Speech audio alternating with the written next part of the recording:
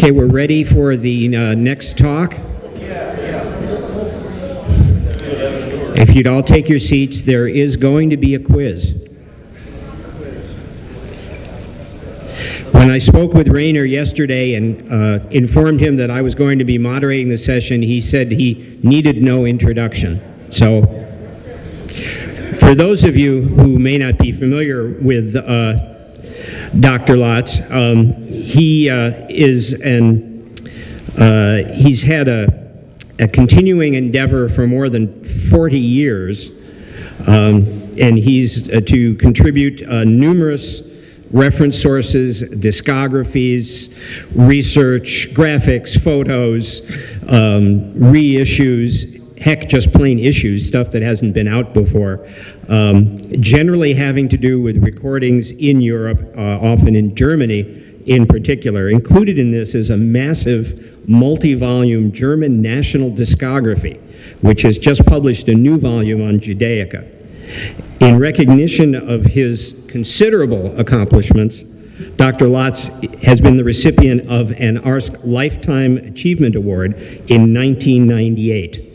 In other words, he's an eminent economist, which I found out from your website.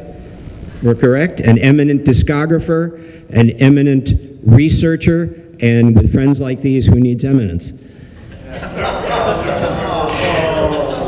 Today, Dr. Lotz's talk relates to his continuing study of performers of African descent in Europe and their recordings.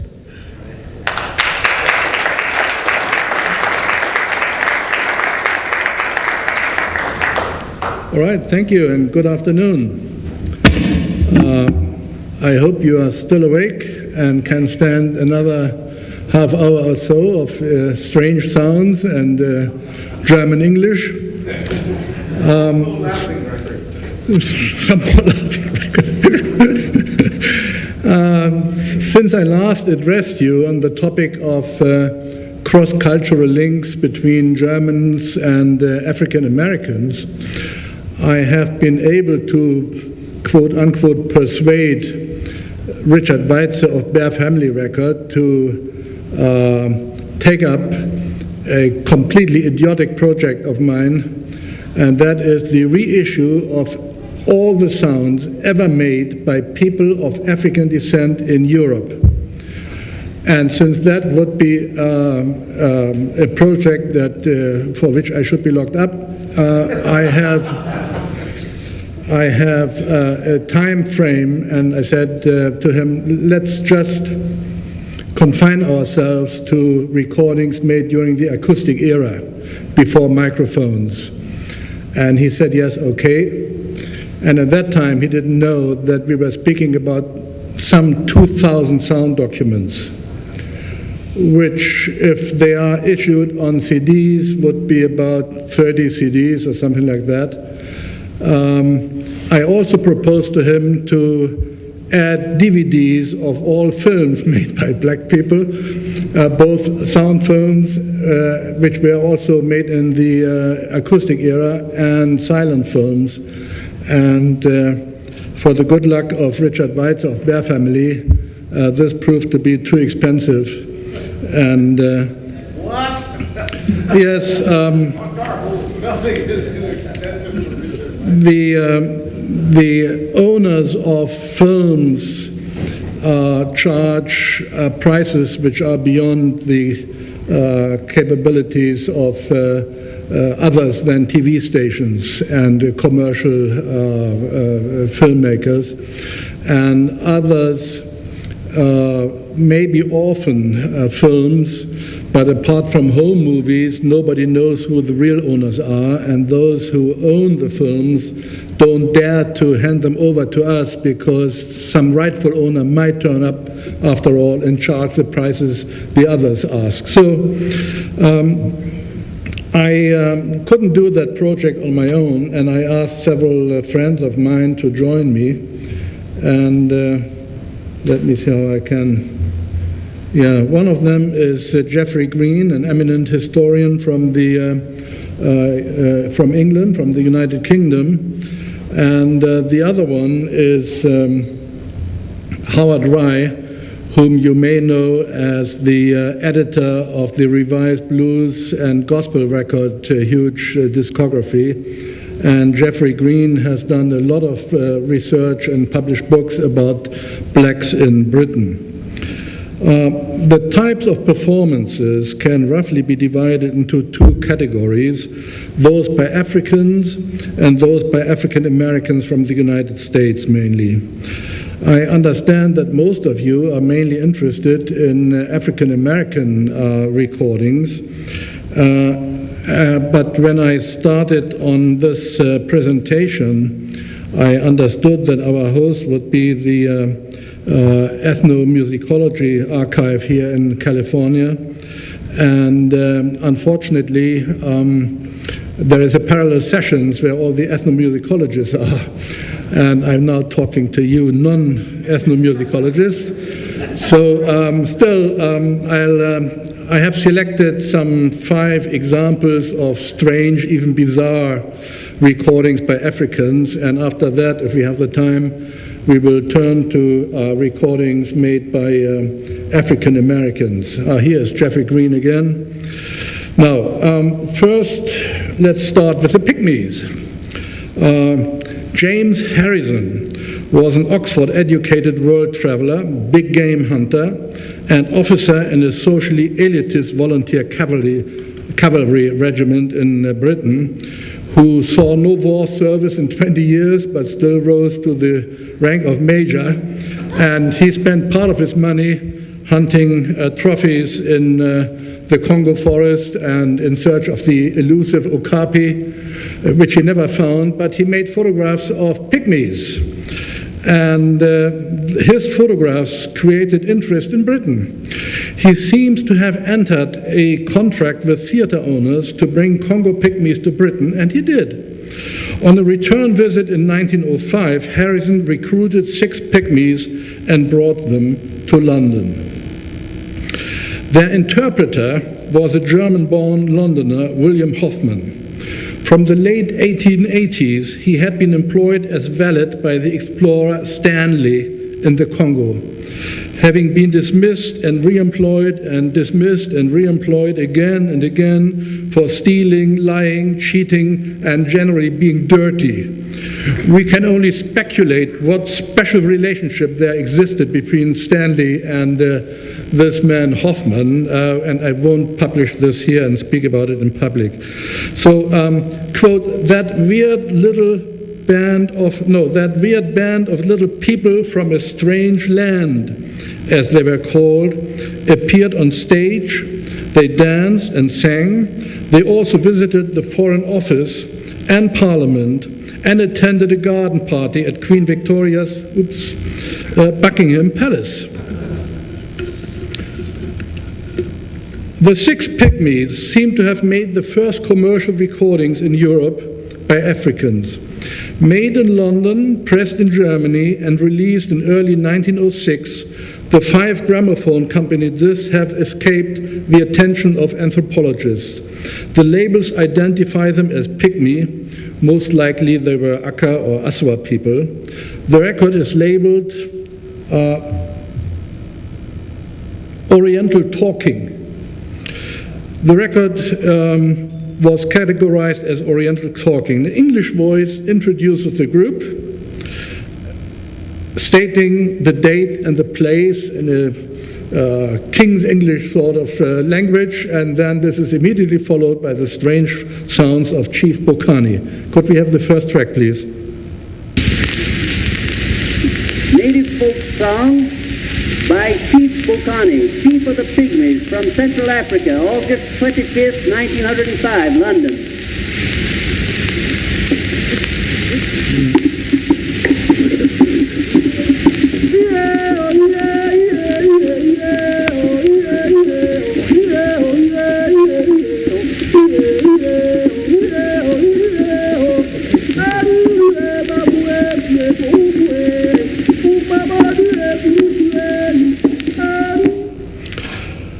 Right, so next is the book cover of a work written by Arnold Holz.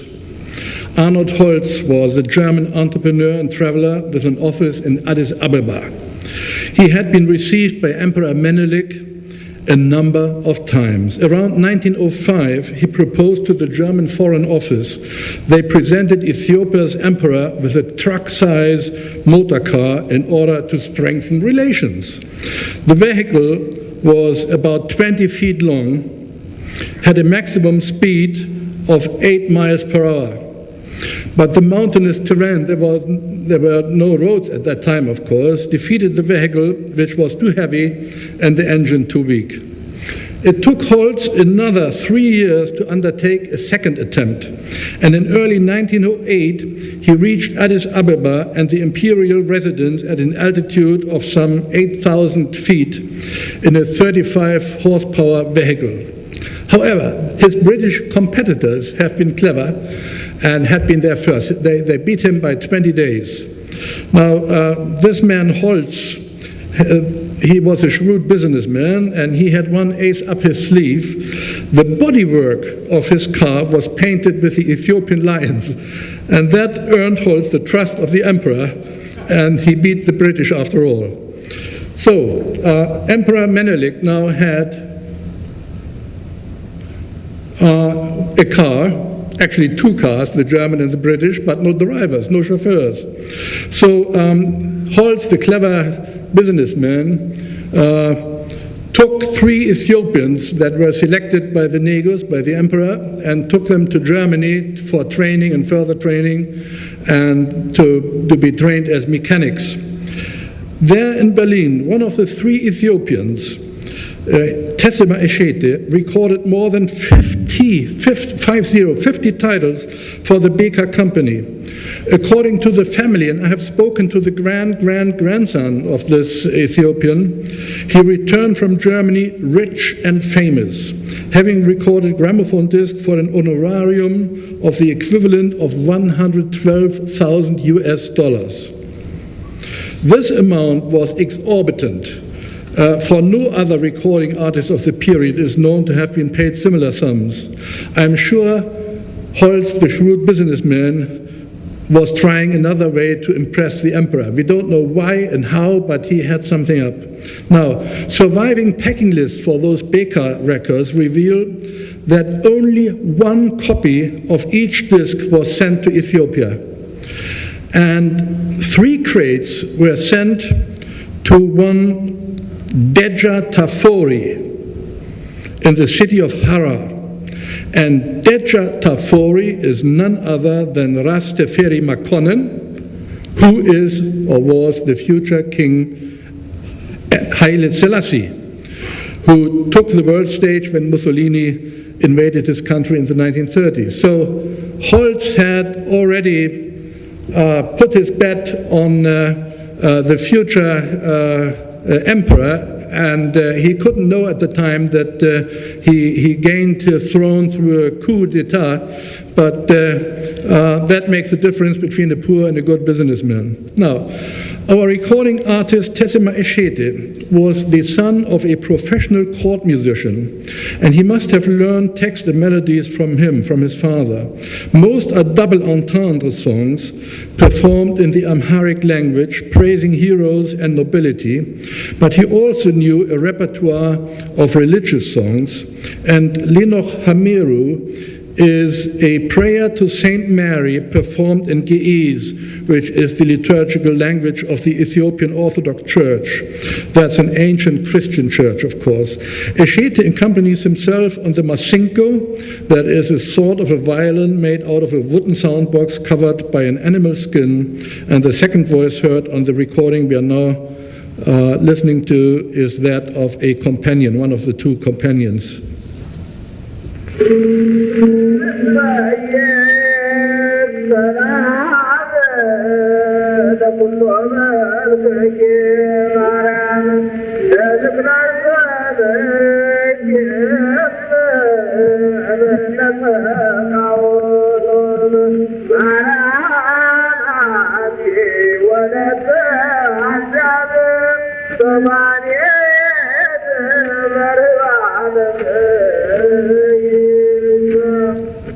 Okay.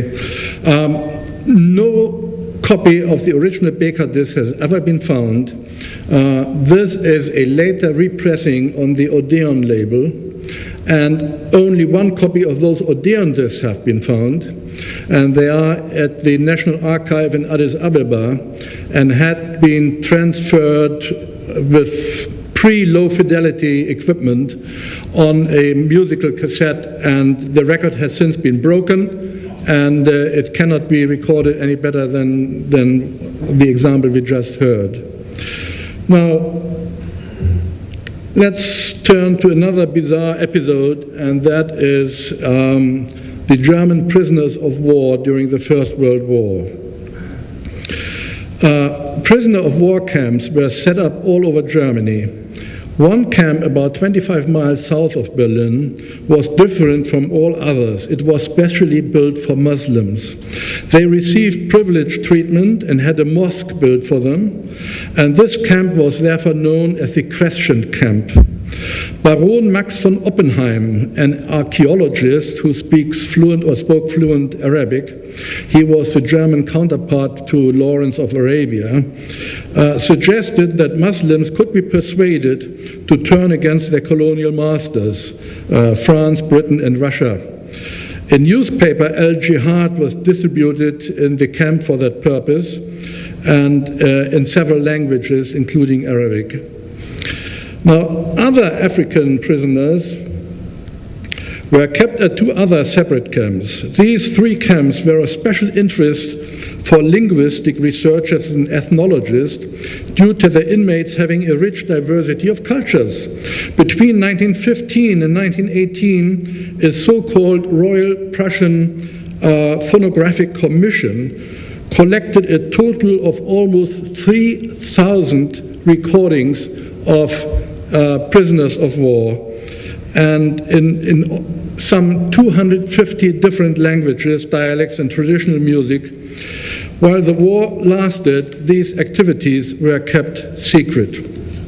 Among those who recorded was Albert Kujabo, who was not a Muslim, but a Catholic from the Belgian Congo. In spite of his missionary education and long absence from home, the young man, who was 24 years of age in 1917, was able to demonstrate that in Africa, the same message content can be conveyed by speech, like you and me, but also by drumming and also by whistling.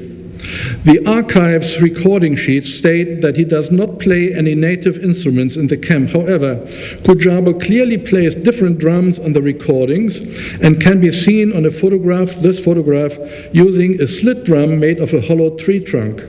Perhaps the trunk was brought from the Ethnographic Museum in Berlin.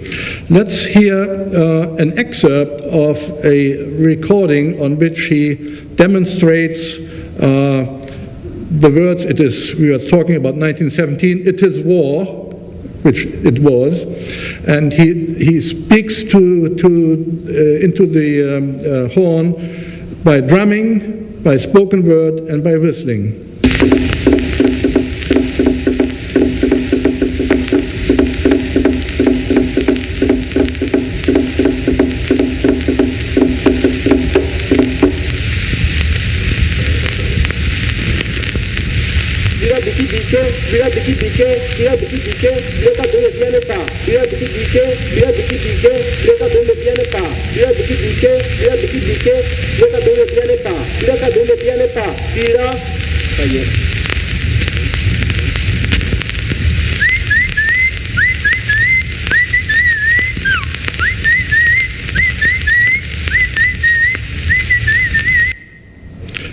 And this was the Kibera language spoken at his home in the then Belgian Congo.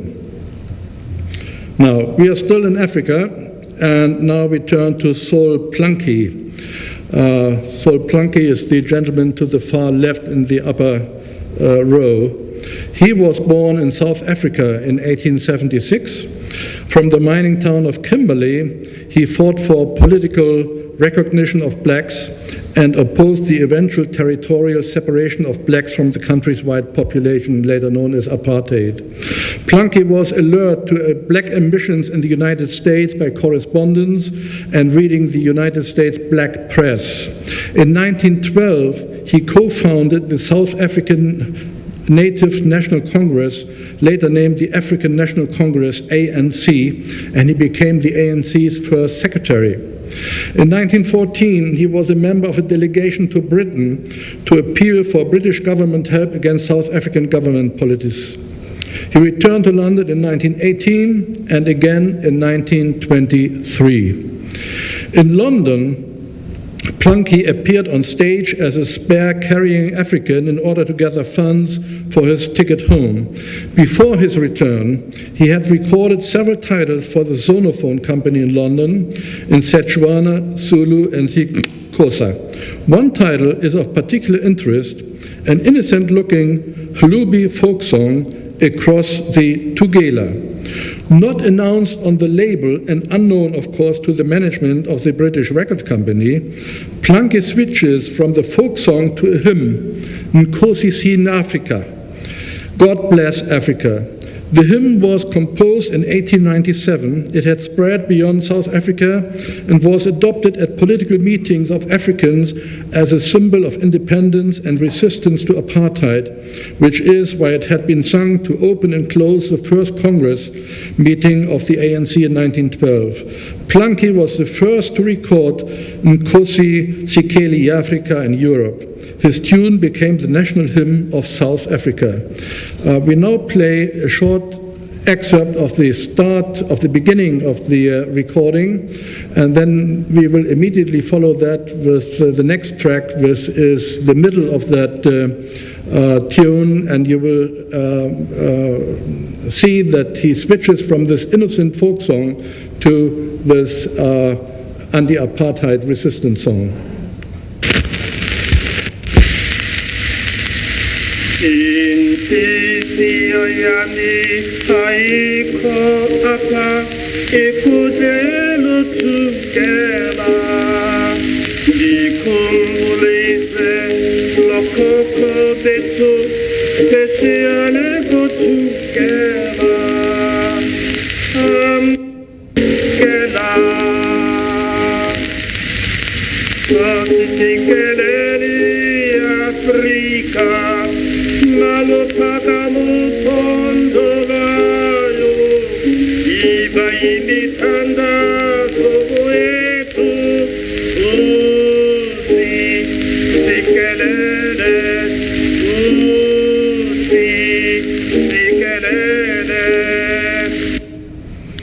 This must be the first example in the history of recorded sound of subversive political propaganda on gramophone records.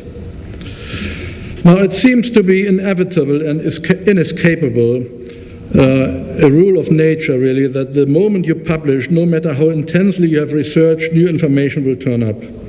We were about to finalize work on Black Europe when Patrick Fieste alerted me to the fact that the African traveler Count de Braza visited the Paris Universal Exposition in 1889 with about, quote, 15 representatives of different African tribes whose voices were recorded and reproduced on the phonograph being exhibited there on Edison's behalf.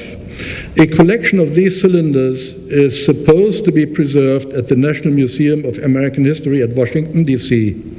With luck, the recordings of Africans have survived. If they are found, they would be the earliest surviving recordings made in Europe of persons of African ancestry, but too late for inclusion in our proposed box. And yeah, I forgot to show you that. That is the entry in the Zonophone catalog, where no mention is made, of course, of that forbidden song which he recorded, so Plunky. Now, who would have thought that after Tim Brooks published his monumental Lost Sounds, and we owe Tim a lot for that, evidence of more recordings might turn up in the United States by black people. Yet we know that a Georgia Jubilee Colored Concert Company recorded Edison cylinders in New York in 1899.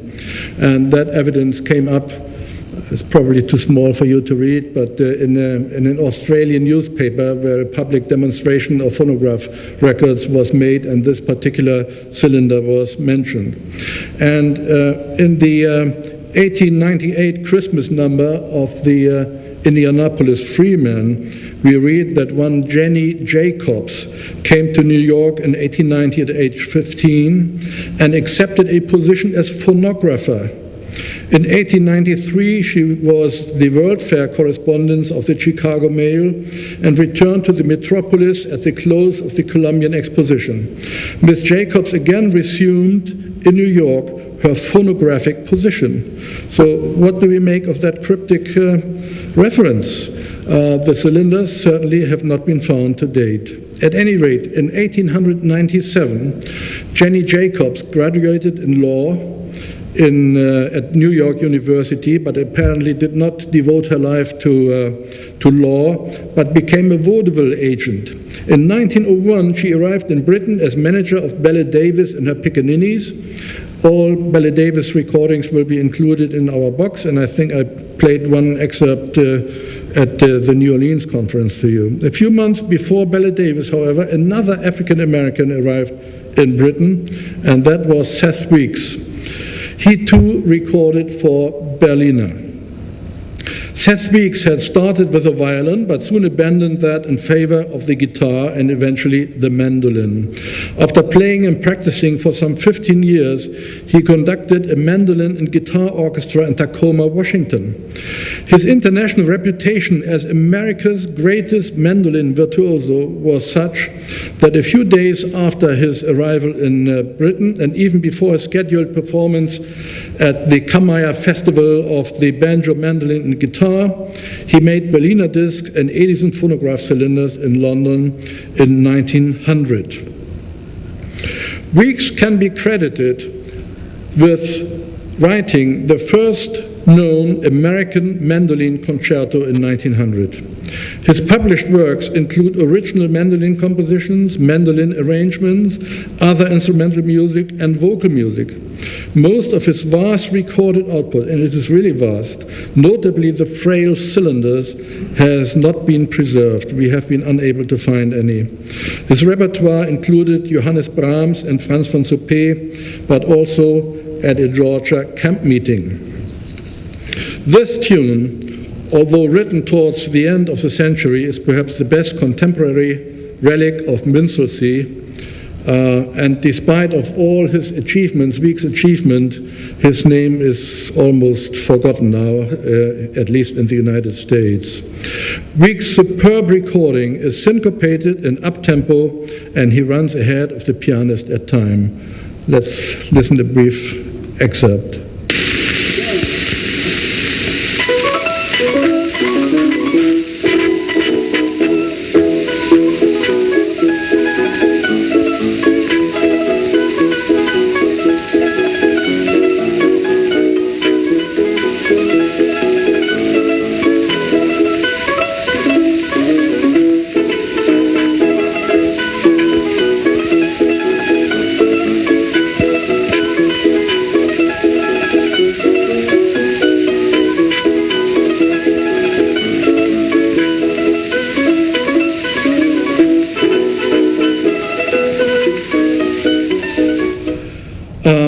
The sides recorded by Weeks fill a gap in American recorded music, and that is also true of some of the other titles I'm going to play.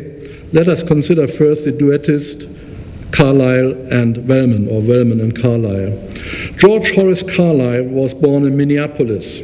He had studied piano in Chicago and Boston. On completion of his formal studies, he went to Vienna in Austria to take lessons from a pupil of composer-pianist Franz Liszt. Carlyle started his professional career as a classical pianist, but he, as so many others, soon had to switch to popular music. He arrived in Britain in 1908. His partner from 1910 was pianist, singer, composer, music publisher, and orchestra leader Harry Wellman, who was born in Shelby, North Carolina. By 1906, Wellman was established in London as a composer. Working from his studio at Oxford Street, he wrote songs for popular music hall, that is, vaudeville artists. And he toured later on with his wife, and being an entertainer, he sometimes appeared as an Indian chief. That is Wellman. In a report published in the British theatrical journal Entr'acte in 1906, Wellman was called a born genius, yet he and his partner remain unknown in America. On record, they performed vocal duets written by the pair and accompanied by their own pianos. However, the following musical example is a non-vocal piano duet recorded in 1910, Chip Chip. This has been on a recent Courtnaug auction. It is a very rare record. I would have given my left arm to get it, but I already had it, fortunately. I wonder who is the lucky winner of that. Chip Chip has clear pianistics, the two pianists working well together. They must have been a superb music hall act with melodramatic arm movements and shifting the main playing from one to another. The record label says this was a two-step and a march. But certainly nobody could have marched to this very early examples of rousing, stomping, and dare I say, pre- or proto-stride piano.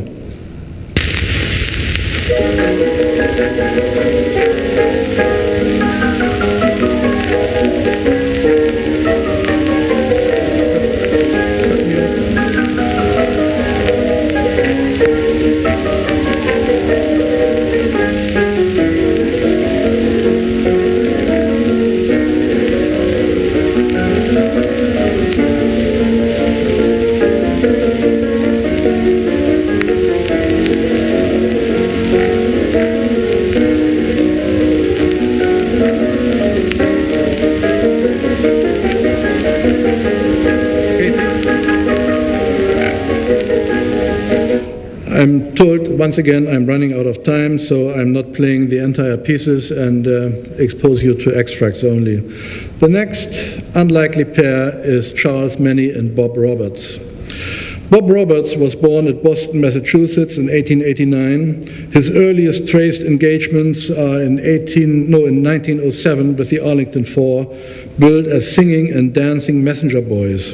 In this quartet, he was linked with Charles Manny, who was born in New York City in 1890 and evidently of Jewish extraction. So Manny and Roberts, the African-American and the Jewish-American, went out in their own double act in 1912. The New York Clipper said, both boys are clever dancers executing many steps that brought them plenty of applause. The New York Clipper review of a Columbia concert the same year confirms that they performed in black and white face. The review added, "Certainly Not" was sung by the colored party in grotesque makeup, and they both finished with All Night Long. Here is the sheet music for All Night Long, but be prepared, this sheet music does not at all prepare you for the recorded performance. All Night Long was written in 1912 by Canada-born and Detroit-based Shelton Brooks. In 1915, the singers presented this novelty song with an amount of scat singing. Legend has it that scat was first used by Louis Armstrong in his 1926 recording of the Heebie-Jeebies, but it seems that scat singing has been known in vaudeville for decades, and even on record we have 1911 recordings by Gene Green, and later recordings 1917 by Al Jolson. So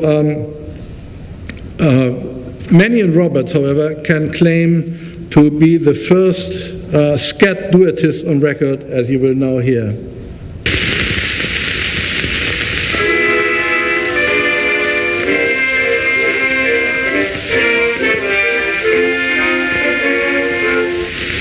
My sweetheart went away last night. I don't know what to do. And every time she goes away, I always feel so blue. All night long, all night long, all night long. She knows I love no one but her. That's why she is unkind. And every time she goes away, she's ever on my mind all night long. All night long. Yes, all night long. All night long. I am a dreaming out my pride and joy. All night long. Like beaming, I'm dreaming of my pride and power. When I hear that she's returning, my poor heart will then grow strong. Then I know I'll keep my journey all night long. All night long. All night long. I am a dream. So our next musicians are the Versatile Three or the Versatile Four, who came to Europe first as members of James Rees, who had been members of James Rees's Europe Club in 1910. They came to Europe in September 1914. And as the war canceled their contracts, but they returned soon after in 1915. And in early February 1916, the Versatile Four recorded several popular African-American tunes, including Wilbur Sweatman's Down Home Rag. The most exciting and purely instrumental jazz-like performance by this group. But instead, I shall present their Circus Day in Dixie, as nothing comparable has ever been recorded in the United States by a group consisting of two banjos, piano, and drums. Circus Day in Dixie has mellow-sounding banjo. The band all sing. The snare drummer syncopates. He turns the woodblocks and cymbal, all behind the banjo lead. Someone blows a whistle, and there are cries. The beat is excellent. It's a fine record to dance to, and how's that is shouted at the end. The group would have been an excellent sight on stage. Circus Day in Dixie is one of the most musically rewarding surviving documents of African American ragtime and string band music.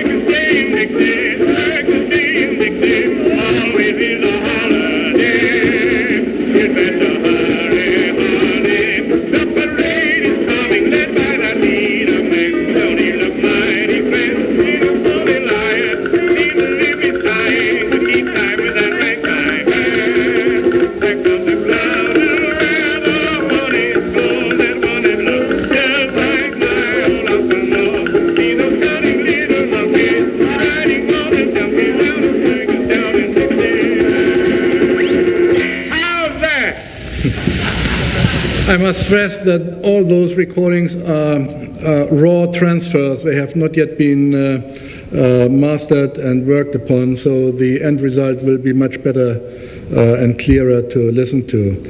Now, the last recording I'm going to present will be a duet of Hatch and Carpenter. The Red Devils was a jazz band composed of African Americans brought to Europe by Seth Weeks, the mandolin soloist, whom I have mentioned before.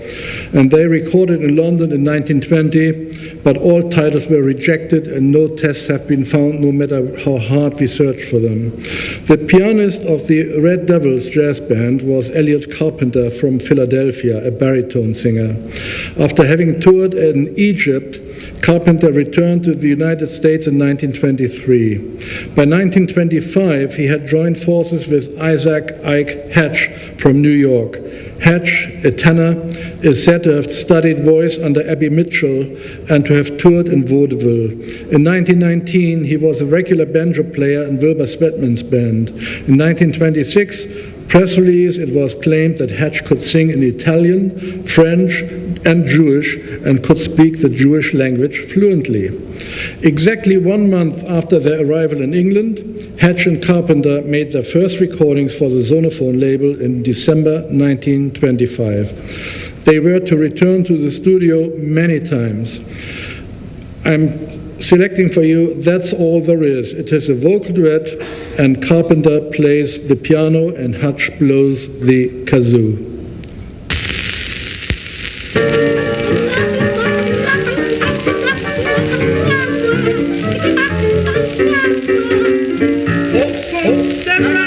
Let me tell you what I've heard about a bashful man named Rose and a red hot gal named Rose. Rose loves Rose, they say, but he was a doggone shy. And Rose just rose and turned her nose and shouted when he said goodbye. That's all there is, there ain't no more. Stop that knocking on my front door, I'm through. Yes, through with you. A turtle slow, saying his work. You right after them in a hush you do. You know you do. When your mama loves, why your mama loves, and it's either yes or no. But if you like her style and if you like her smile, you gotta shout and tell her so. That's all there is, there ain't no more. Stop that knocking on my front door, I'm through. Yes, through with you. That's all there is, there ain't no more. Stop that knocking on my front door, I'm through. Yes, through with you. At the dog, you pet the cat, then you let your pet stop it, that you do. You know you do. Now I've got a man, one who's got to be not alone, so afraid like you. So get a nice side track and run yourself right back and let the fast express come through. That's all there is, there ain't no more. Stop that knocking on my front door, I'm through. Yes, through with you.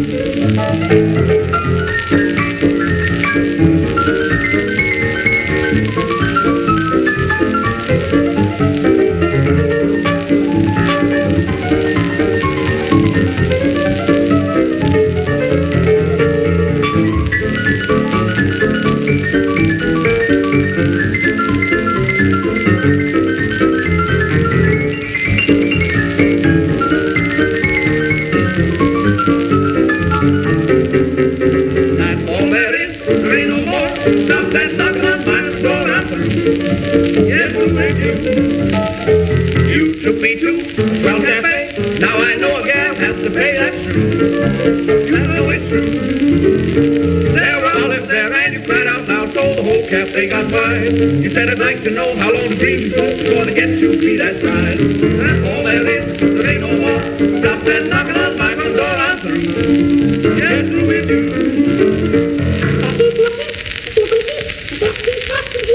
That's all there is, there ain't no more. And that closes the presentation. In 1935, Carpenter returned to America. In 1942, he played with former drummer Dooley Wilson, who became world famous for not playing the piano in the 1942 movie Casablanca. That was actually played by none other than Elliot Carpenter. Hatch stayed in England, where he died later.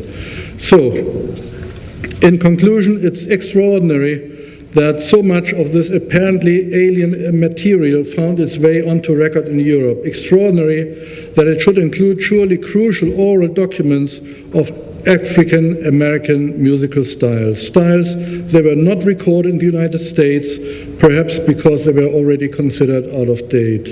It is also extraordinary that some artists who were so popular in Europe went unrecorded, most notably Florence Mills. But few of the artists that appeared in Europe in the black cast shows which perambulated the continent to appear before enthusiastic audiences made it onto record either. We don't know why. Nor do we know why this period saw no recording of Latin American or French African diaspora music in Europe. But what the hell? We had better be grateful for what is already a varied legacy. Thank you very much indeed.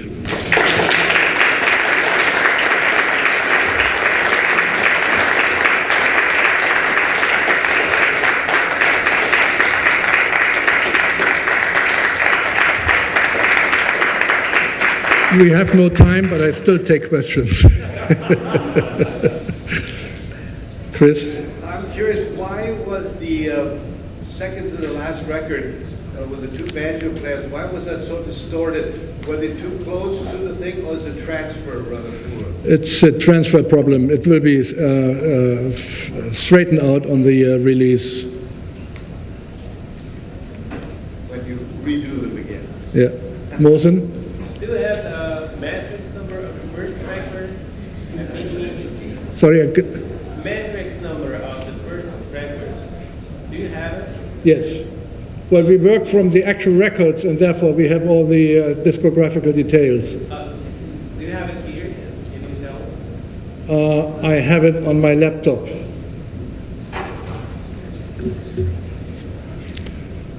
Yes? It's fascinating stuff. I was wondering about the research process, and with yourself and your research associates based in Germany and the UK, how did you go about searching for items in other parts of Europe? And I was wondering if you got in touch with other scholars and discographers in other countries as well.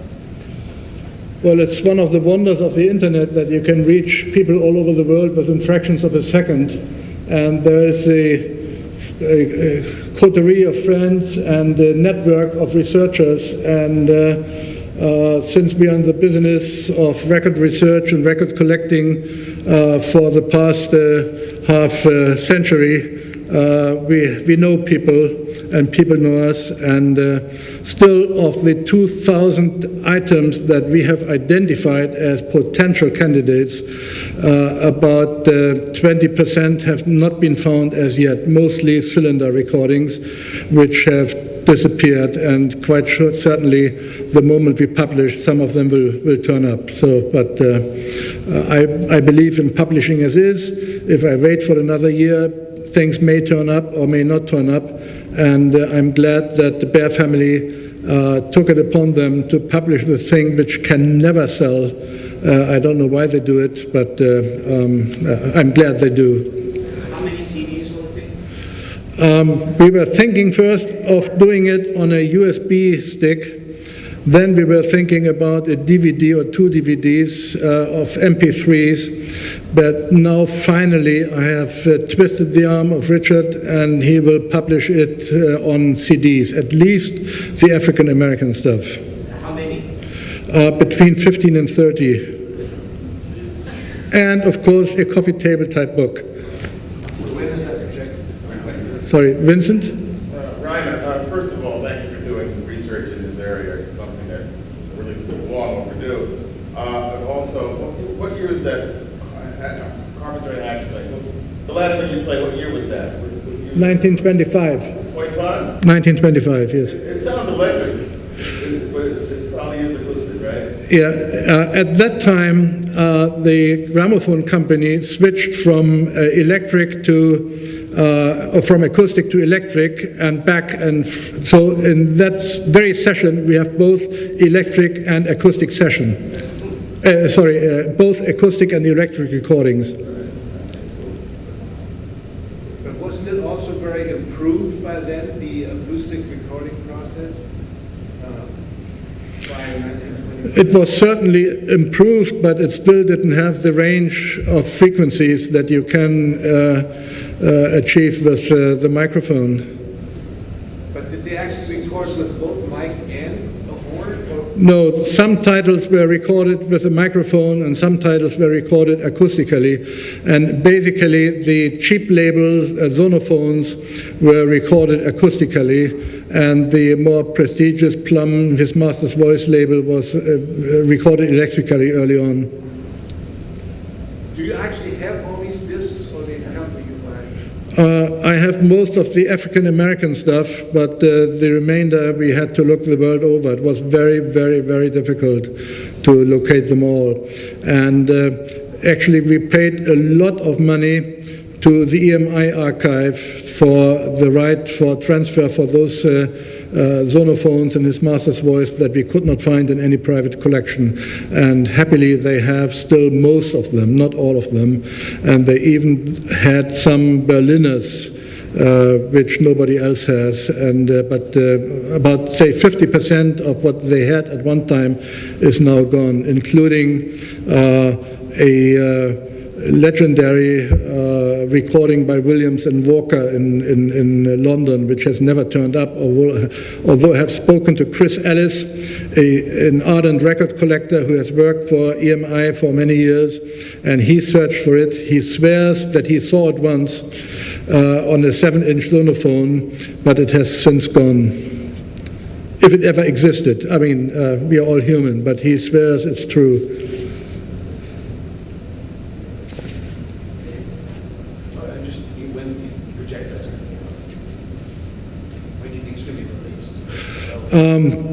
I just forwarded the text to the layouter, and hopefully when I return from the United States I will have the first galley proofs, and that will take another month or two, and then the details for the book will be sent to China for printing, and the CDs will be printed somewhere in Europe, and the whole thing, the box, should be available by the end of the year. Late autumn, early winter. We've done some books, but the CDs were also made in China, and it was very, very cheap. Yeah, well, what REISSUE is probably doing is print or burn the CDs on demand, because nobody can foresee how poorly or how well this box will sell. And another box I did for him 10 years ago was about Jewish music in Nazi Germany, which we thought would sell like hotcakes. And now, after 10 years, he has finally sold enough copies to recover his original expenditure, which means he's still running at a loss.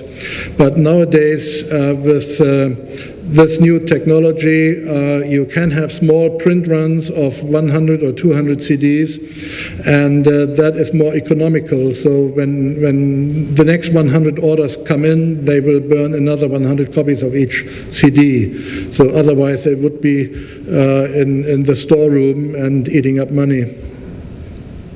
And therefore, I think that the burning will actually take place in Europe because of the logistics involved. Would you be terribly opposed to the idea of keeping the ragtime and jazz type things separate and making some really, maybe just 2 CDs of the best of that?